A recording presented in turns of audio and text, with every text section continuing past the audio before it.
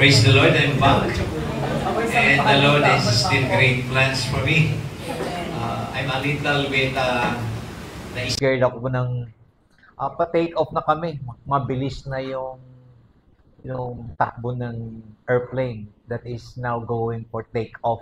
The law will sa atin, nag-slow down, nag-announce na.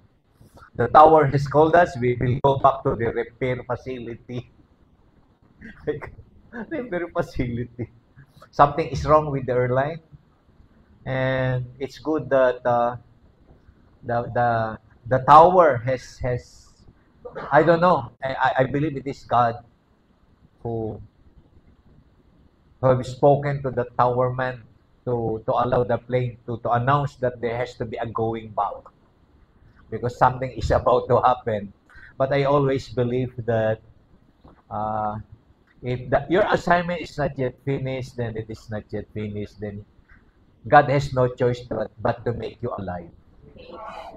Kaya be sure that you still have an assignment. Kasi kung wala na, kukunin ka na.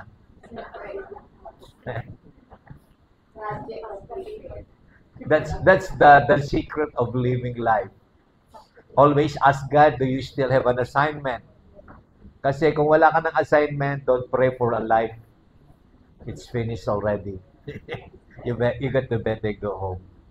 This morning, I thank God for your prayers. It was a victorious camp.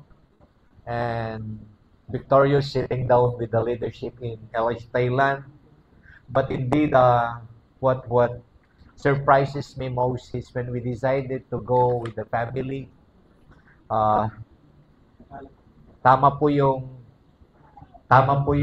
sinabi na the mindset should always not be scarcity mindset because the airfare alone costs us 100,000 and hindi naman po finifinance ng church natin yung airfare ng mga pumupunta. So we got to produce the airfare in 2 weeks time. Pero when we decided, ito ang gusto kong makuha ninyo, the spirit. When God tells you to do something, do not look upon your situation. Definitely, it is a very clear 100,000, and we do not have any at that moment. But when we decide that we will go, we just messages would just come. What is your bank account? What is your GCash number? And I am not surprised anymore. This is already a way of life for me. Every time I got an assignment, even without telling people, God would speak to them. God would speak to them, and they just know. And in fact, many people would volunteer and would even ask you, kailan ka ba aalis uli? Ngayon. Pare mo, tatanungin niya, kailan ka ba aalis uli? Ngayon. They will just respond. And so we thank God for these people who partner with us. And it's really my prayer. That it is the church that sent us. Which means we got to come to a point in our church life that our balances in our bank accounts is in the millions. It's in the millions. Because it is my heart desire that what we are doing, you will be doing also together with us. How they wish that lahat ng staff ay manggagaling lahat sa atin. In fact, there was even this one church telling us, we have decided that our camp ay kayo lahat. Wala kaming gagawin. And I believe darating tayo dyan. And that is in line with my message today. Last Sunday, the Lord had spoken to us about the abundance of life that He has promised. And abundance not only in finances, but abundance of joy, of peace, and of everything. And last Wednesday, the Lord has a message also about us. Sino dito yung nakikinig ng ng Sunday at saka Wednesday? A continuation to what God is saying unto us, but this time the Lord is giving us uh, uh, a guideline or how to live life in abundance, and that is God has to take away the number one enemy of living an abundant life. Ano po yun? Fear.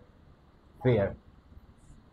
Sabi nga ng song natin kanina, the Lord has given us song of freedom.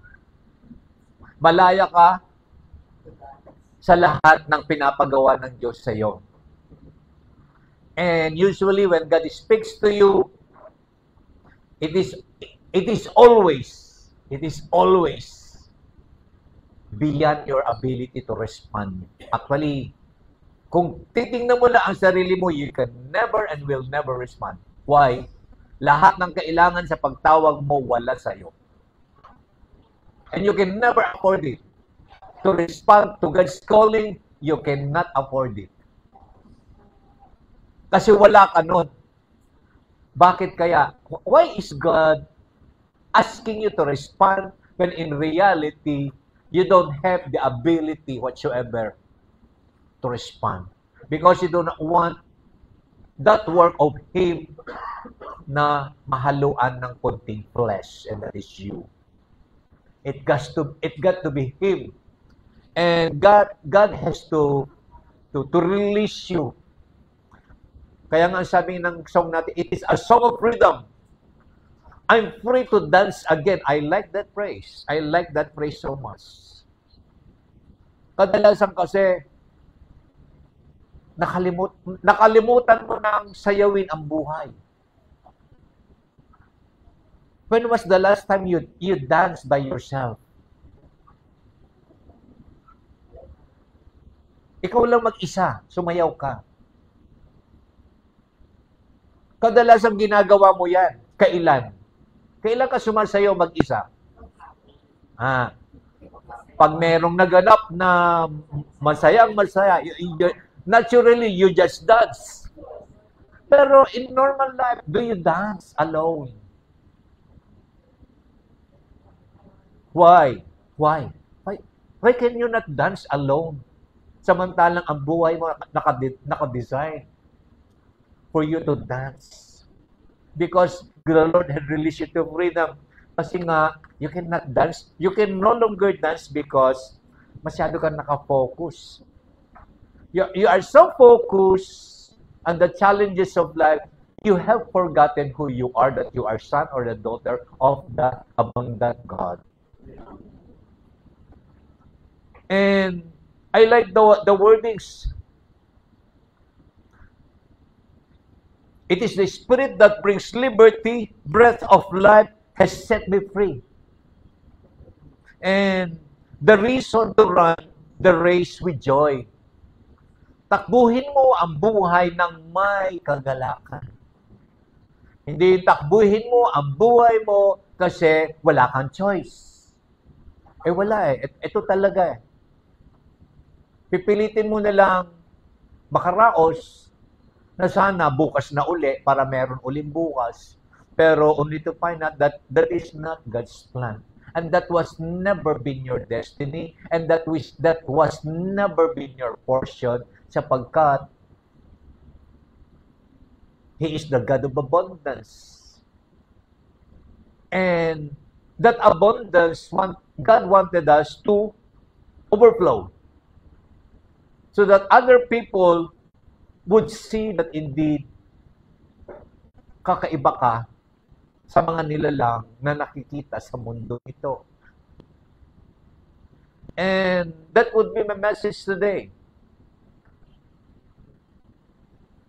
Ano nga ba ang meron sa abundance of life? Yet, I found out that the Lord gave me a verse na parang di akma. Pero the Lord wanted to reconcile all things through this verse. We know this verse already. Let's see how God would speak to us. 2 Timothy chapter 1, verse 7. Let us see those verses In fact, this is a very familiar verse being preached to you 1,000 times already. Pero in so many ways, I found out lately, in so many ways, parang nalilihis ata yung mensahe. Sabi doon, for God has not given us a spirit of fear, but of power and of love and of a sound mind. Ano ang focus ng message kadalasan? Yung power of love and of a sound mind. Yan ang palagi ang focus ng message. But today, binasa nyo ba yung invite natin for this Sunday service? Nako, magagalit sa inyo si Pastor Joyce. Di nyo binabasa yung ginagawa ng media team natin. What is the title of our invite, of our Sunday service today? Can somebody? Wala nagbasa ni isa? God, the greatest giver, ang layo. Ang layo ano? But God wanted it na siya ang highlight. Siya ang highlight ng message. Ano ba ang ginawa ng Diyos? Ano ba ang ginawa ng Diyos? Very clear. Actually, this is one of the verses in the Bible that it has to begin na ang emphasis ay ano? It is God. Kasi pwede kang magkaroon ng power, ng love, and sound mind na kinuha mo yan in some other sources. Only to find out those things are just temporary. It could be taken away from you kung hindi galing sa Diyos. Kagaya po ng nagaganap ngayon. There is so much power. There is so much power upon those people that we hear every day. But a time has come na all these things has to be taken away. Forcefully. Ayaw nga nilang ibigay eh. Pero kinakailangan kunin sa kanila. Why? It destroys. It corrupts. And yun yung ayaw nila. Yun yung ayaw sana nilang mangyari. It has come to an end. Why? It did not come from God. Kaya dapat sisiguraduhin mo, ano ba ang meron ka? Ang tanong, saan nanggaling yan? Saan nanggaling yung meron ka? Kasi kung hindi galing sa Diyos yan, later on, mawawala yan. Mawawala yan. You got nothing to boast of. Wala kang pwedeng ipagmalaki. Kahit pa sa tingin mo, ay parang sobra-sobra na. Sobra-sobra na, you can now live life up to the time of your living on this earth, only to find out, kung hindi galing sa Diyos yan, you got to prepare yourself. Mauubos o mawawala yan. Or someone will take it away from you. Why? Maaring hindi sa iyo yan. Kaya nga po, as we inventory our life, ano nga ba yung pinilit kong magkaroon ako? Di ba marami kang meron ngayon? Pinilit mo na magkaroon ka. Kung pinilit mo na magkaroon ka niyan, so sorry, it could be today, mawawala yan or someone would get it from you. Or, nasa iyo, pero hindi ka rin maligaya. I knew that. I got so many friends. Ang dami na nila. Pero hindi pa rin sila masaya kasi hindi naman nagbibigay ng kasiyahan sa kanila. Pero this time, God is so clear. It got to be God giving unto us. It got to be God. Tingnan mo nga yung mga meron ka ngayon. Sa tingin mo ba galing sa Diyos yan? Sometimes it will shock you or surprise you. Kung yung sapatos mo, pinilit mo lang, dahil gusto mo, pinilit mong bumili ka niyan, mamaya-maya, bakit nasira ang mahal-mahal? Hindi galing sa Lord yan. Pinilit mo lang magkaroon ka niyan, kaya nasira yan. Pero tingnan mo yung mga galing sa Lord, ilang taon na, 10 taon na. Ano pa, parang bago. Have you noticed? Have you noticed? Desire those things that it is God-given. Pag mong ipagpumilit ang isang bagay na hindi galing sa Diyos. Kahit gustong-gusto mo pa yan. Nako, gustong-gusto mo yan, ay mag-OT ka na mag-OT para makabili ka niyan. Only to find out, ang mahal-mahal, it did not last, nasira agad. Because that is God's principle, it has to be God. And this time, I like, He's indeed the greatest giver of them all. Pag galing sa Diyos yan, it is of permanence. When it is something that comes from God, there is an overflowing joy, there is an overflowing peace, there is an overflowing of so many things. It has to be God giving you. Kung wala ka niyan, it is because hindi akma para sa iyo yan kahit pa gustong-gusto mo. Kaya, huwag tayong mainggit sa iba. Meron siya niyan dahil gusto ng Diyos na magkaroon siya. And it does not mean dapat magkaroon ka rin. God has so designed us na yung mga nararapat na para sa atin, binibigay niya. What is due to Caesar, bigay mo yan. What is due to God, ibigay mo yan. Kasi yun ang nararapat. And just like the testimony, what is of God is of God. Kasi ibibigay din ng Lord yung nararapat para sa iyo. And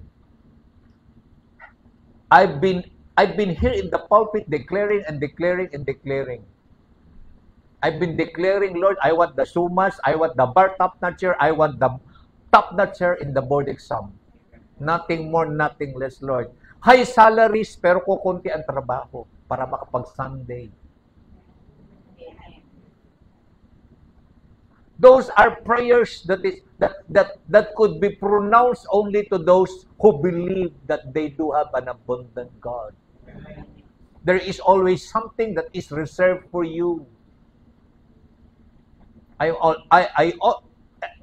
Since the very beginning, palagi nga ang declaration ko, I don't want you to graduate just to graduate. I want you to graduate with honors. In fact, I want you to graduate with the highest honors. If you take the bar exam, I want you to be the bar top-notcher. If you take the board, I want you to be the board top-notcher. Why not? The wisdom that comes from above can surpass even the wisdom that comes from that school wherein you were enrolled into. And so, let this be our desire. Lord, gusto ko ito, pero mas gusto ko, Lord, yung galing sa'yo. Kaya kung hindi mo na nakuha yung gusto mo, huwag kang malungkot. Don't complain. Why? Because God is always reserving the best for you. And He is the best giver. Hindi mo pwedeng pantayan ang plinano na ng Lord na ibibigay sa iyo. And this time, I like how it was written. It says there, God has not given. So meron daw siyang ibibigay. Pero this time, he begins the promise with the word not. The word not there, in its original in its original wordings, ang dapat diyan is absolutely not. There will not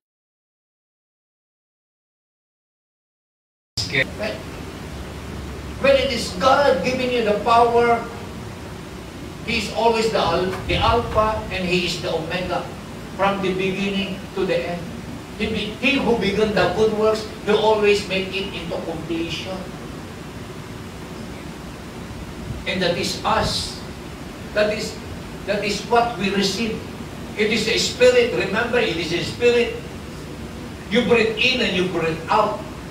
Kung makakahawa ka man sa kapwa mo, ay hawaan mo sila ng spirit of power, spirit of love, and a spirit of sound mind.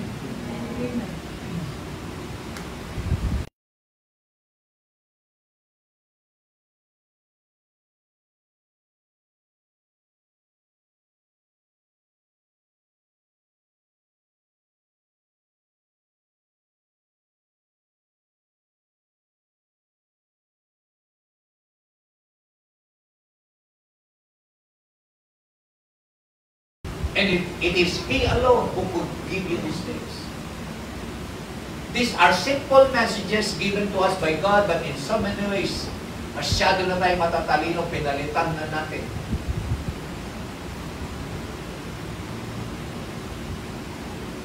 Bakit hindi tayo bakit kadalasan o kung minsan hindi tayo nag-agree sa mga bagay na pinag-uusapan natin? Maling espiritu na binubuga natin sa bawat isa. If you breathe in and you breathe out that spirit of love, you got that power and ability that you can listen to somebody else's idea. Tama? Nakakayanan mong makinig at intindihin sinasabi niya. At nakakayanan mong i-embrace yung idea niya na taliwas sa gusto mong mangyari. At dahil may kapangyarihan, ang pag-ibig na yan, napapauo ka niya, samantalang kanina, you object it. Tama? Ayaw na ayaw mo, yung chill sabi niya, ayaw na ayaw mo yung rene-recommend niya. But if you now begin to see yourself, Lord, I want that spirit of power and of love, then God will give you that different kind of power that you could now embrace the idea of that person. You could now agree. Na dati-dati ay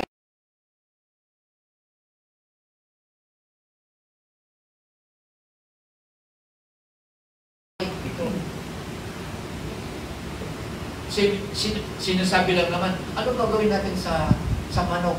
Sinigang. Ay hindi, mas masarap kung fried. Ay hindi, mas masarap pag inihaw. Ay hindi, mas masarap pag ganito. Nagtalo-talo na kayo. Manok lang yan.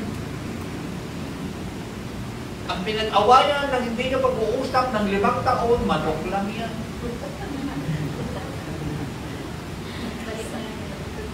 Have you noticed yung may mga nakaaway kang tao? Ano pinagsimulan? Yung isang napakasimpleng bagay. Maliliit na bagay. It is not the small things ang problema. It is the spirit that we breathe out. It is the spirit that you breathe out. If you just breathe out the spirit of power and of love, maliit na bagay. Sa Thailand, may pampay. Okay lang. Okay lang. Why can we not do that choice? The Lord wanted you to come to church, masaya ka palagi. Masaya ka palagi. You can dance during the worship. Why? Bakit ngayon hindi na kayo nagsasayaw o kapag masaya yung kanta? Bakit hindi ka makasayaw? Kasi iniisip mo. Those are fear. Iniisip mo, baka hindi magustuhan ng katabi ko. Nakakaya. Nakakaya.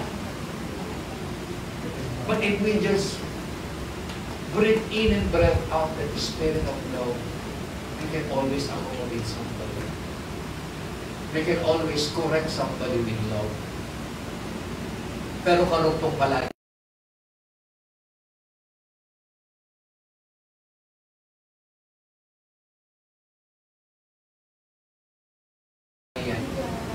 mahalaga po yun.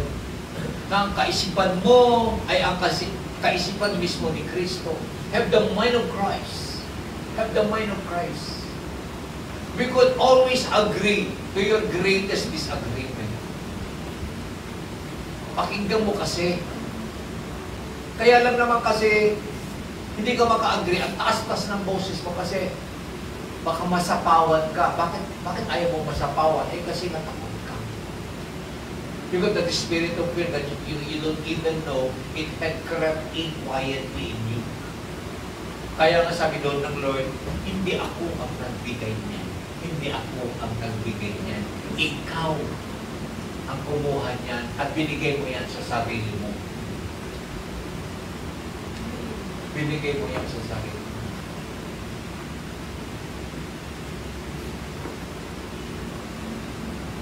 Let us always remember, madalas binibigay, His divine power has been granted to us in everything pertaining to life and godliness.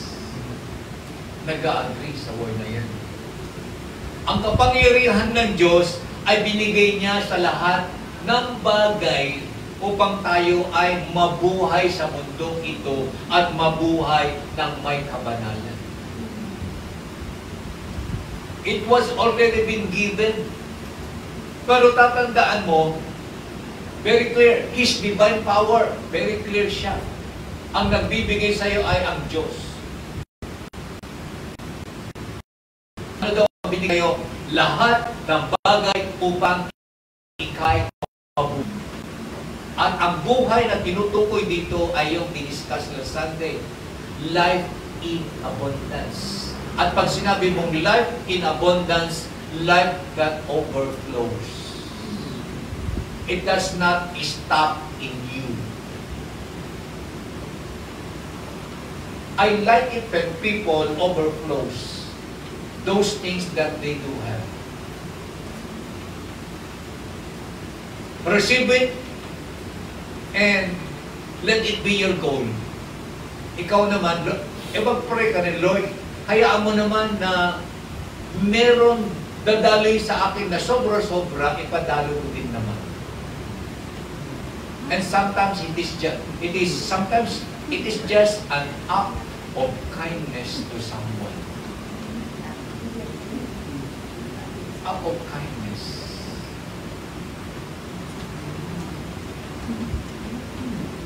The other day,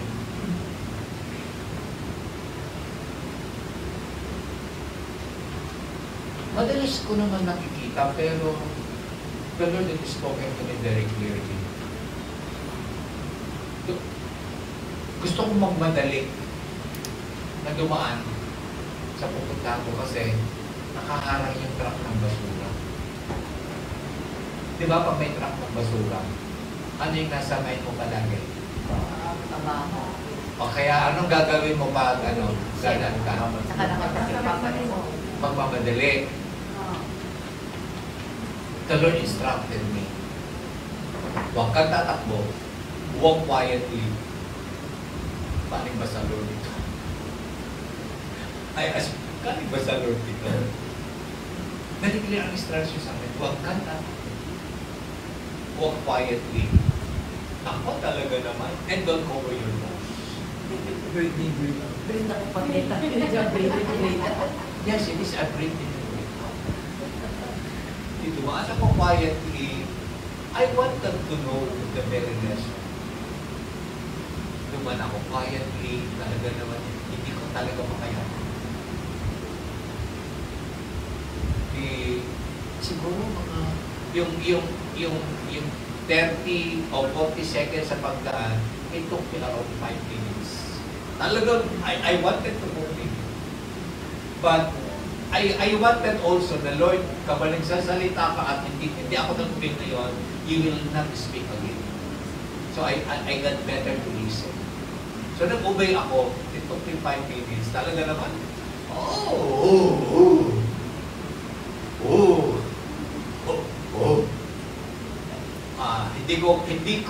talagang hindi ko kaya. And then, nung pagkatapos na, you see, in just 5 minutes, you got a lot of complaints. Ano kaya kung ikaw yung basurero?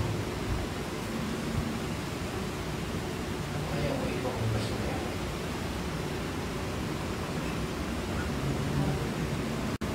All throughout his life, that is his environment, that is his atmosphere. Look at your attitude pag nagtatanong ng basurero. Look at your attitude. Para makubligado ba yung basurero? Na ayusin niya yung pagdako ng basura ko. Nawawalan tayo ng compassion. Nawawalan tayo ng mercy. Have you ever tried? Kapag pumunta yung basurero, mag-prepare ka kaya ng isang picture na pineapple juice, prepare sandwiches. Tasty. Mabigyan mo ng isang bote ng And then, sabihin mo, stop ka muna sa madali. Stop ka muna sa madali. An act of kindness, it will last long. And it will, you are already set. Without speaking a word, you are already speaking the gospel to this world. Breathe in the power of God. And breathe in and breathe out the spirit of power, the spirit of love.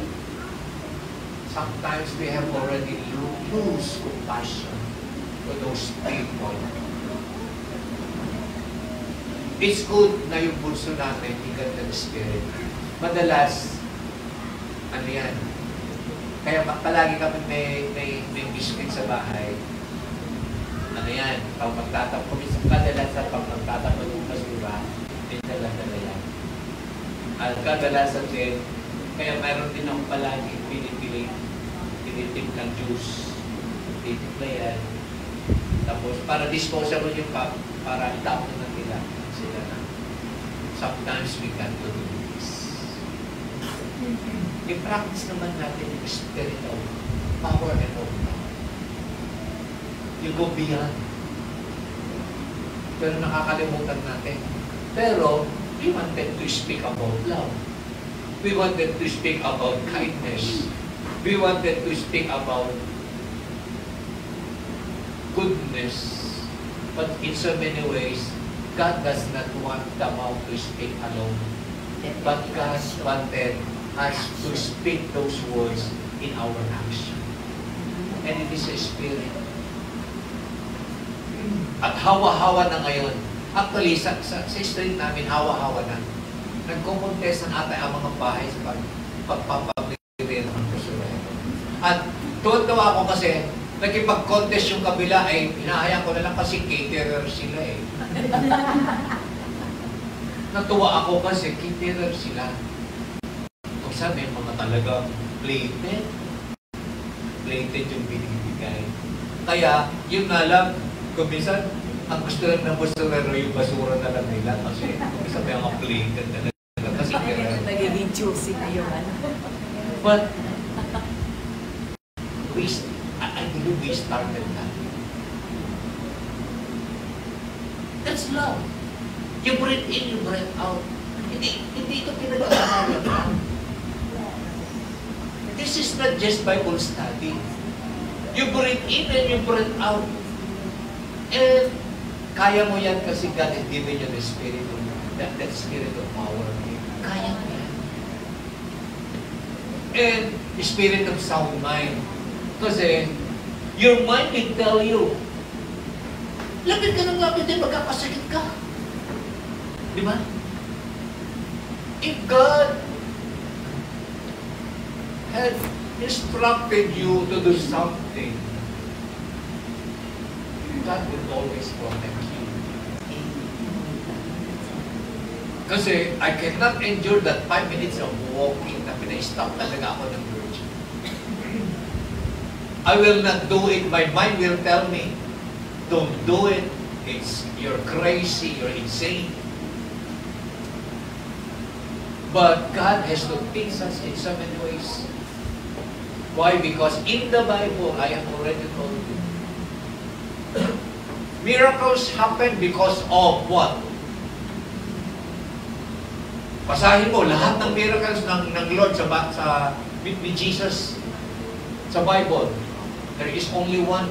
Palaging merong isang bagay. Ano yung isang bagay na yun? He was moved with compassion. Oo, tama. Palagi. Pag wala ka ng awa at habag sa tao, no miracles will gonna happen. Because compassion goes with miracles. Pray ka ng miracles. Dapat basahin mo rin yung Bible mo. Compassion goes with miracles. Kapag nawalan ka na ng habag sa tao, then don't expect miracles to happen. It will not even move you one step. Amen. Amen. And in our last trip, that is the only thing that was required of us. Compassion. Compassion of love and of power and of sound mind. Yun lang ang require sa amin ng Lord. But in so many ways, it's so hard to give it. But I believe today, this church has yet to experience the best things are yet to come. But the Lord is telling us today, what spirit do you have? Pero tatandaan mo palagi, ano ang binigay ng Diyos sa iyo? Ano yung binigay ng Diyos sa iyo? Spirit of power. When we say spirit of power, what will you do with the spirit of power? You breathe in and you breathe out. Walang dadaloy na kapangyarihan kapag hindi mo yung pinadaloy. It got to be breathed out. Yes, you take that spirit within you. It is God-given. But there got to be a point of what? The reason why it was given. You breathe out. You believe, but you don't breathe out. It's nothing. In fact, it will destroy you. Diba? Nag-practice tayo kanina. You just breathe in and you stay there. What happens? It destroy you. Kahit pa, huminga ka ng malis na hangin, pero itinigil mo na, sa paghinga, mamamatay ka. It destroys you. So, that's the reason why the Lord uses the word Spirit to breathe in. Pneuma. Spirit of power. Pag sinabi Spirit of power, you breathe in, coming from God, and you breathe out also to other people. You breathe in the Spirit of love, and you breathe out to people. You breathe in the sound mind, and you breathe out. That's how to live the abundant of life. It got to overflow. And the only hindrance is fear. Yes, fear. You don't want to give it away. You treasure it so much. You embrace it so much that you don't want to breathe out. The most treasured things that we do have are meant to be given. Please. Pero the most treasured things that we do have in the natural, gusto natin, akin lang, at akin lang, at akin lang. only to find out it destroys you. O baka naman, Eric, meron ka pa tinatago dyan na hindi mo pa binibigay. Binigay mo na.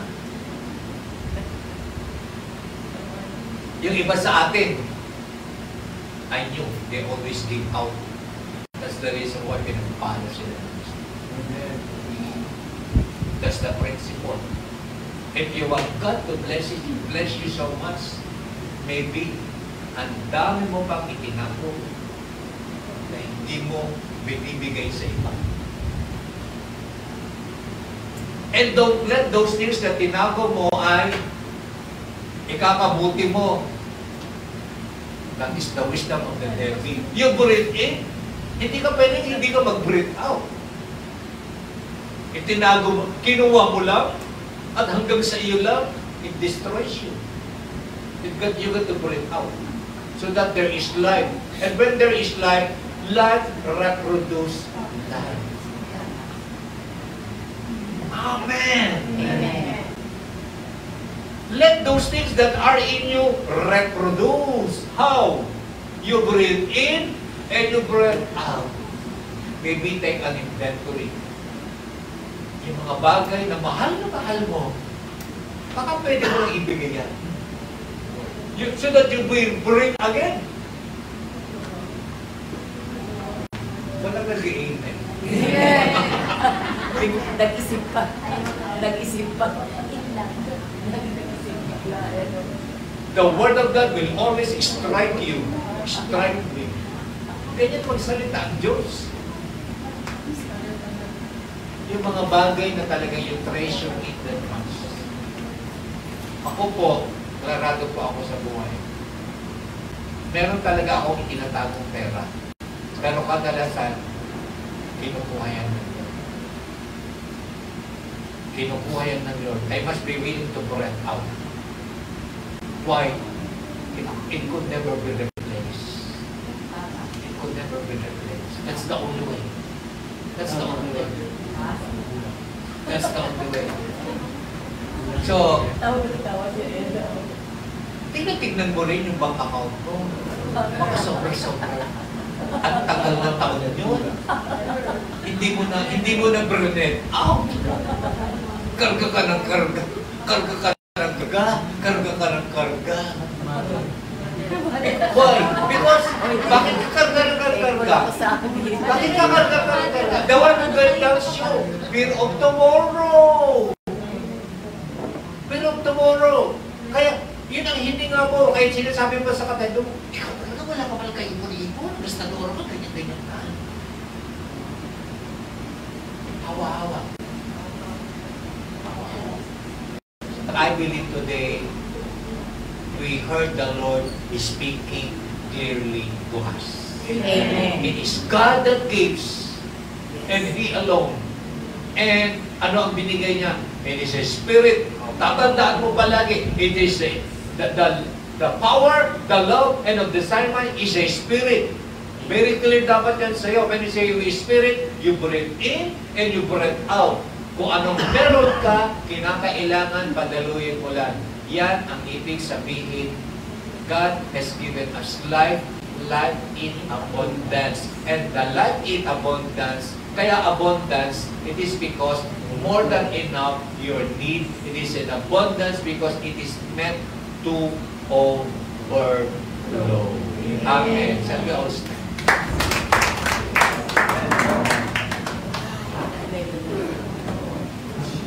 Hallelujah. Pag-worship po na tayo. Bakit may bibigay ka ba?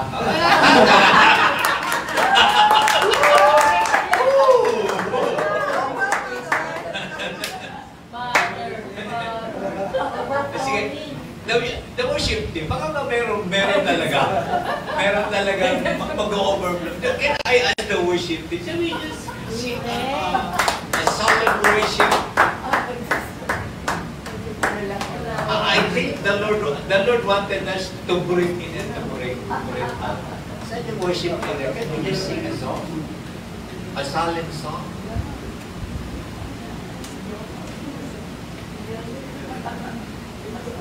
Bless.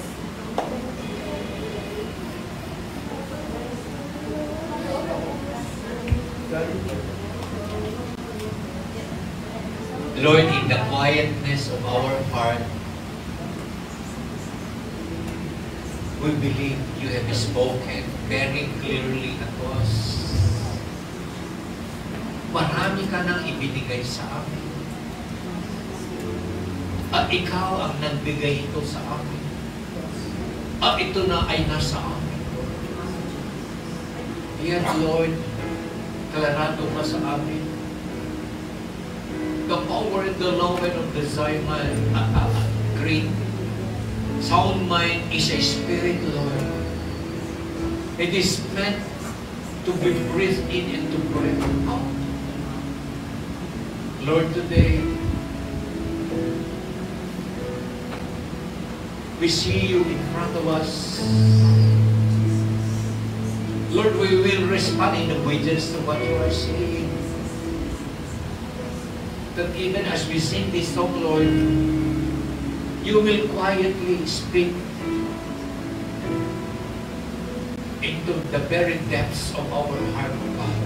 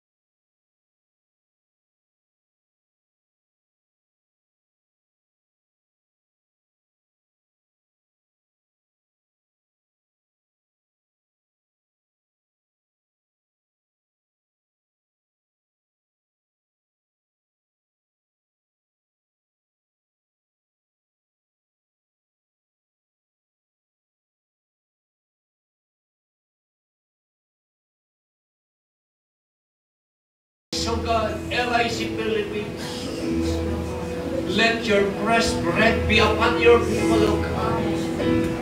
Even as we receive them, O Lord. O God, we take our portion. Our portion, Lord, is life in abundance. Lord, you love us so much. You are not only meeting our needs, Lord, but it is in abundance, Lord, because you wanted us to overflow of what you do have, that you have already placed upon our lives. Lord, we will bless the nations, God, in this overflow that you have given us. Lord, we will have our response. We will have our one move. And it begins, Lord, the very time that you speak to us. And so, God, let these people who have come upon this place, bless them, Lord, beyond measure. Let them receive their portion. Let them receive, Lord, much and over their needs, O God. Because you are giving them also the opportunity, a divine opportunity to overflow, Lord, to other people. And this would be their testimony. They have received these things coming from the heavenlies. We thank you, God, that you have spoken today. We thank you, Lord, that you have refreshed our hearts. We thank you, Lord, that you have taught us how to live life on this earth. And you allow us, Lord, that this is our testimony, living life in abundance. We receive them all in Jesus' name. Amen. So this is it. Amen. Begin by worship namin.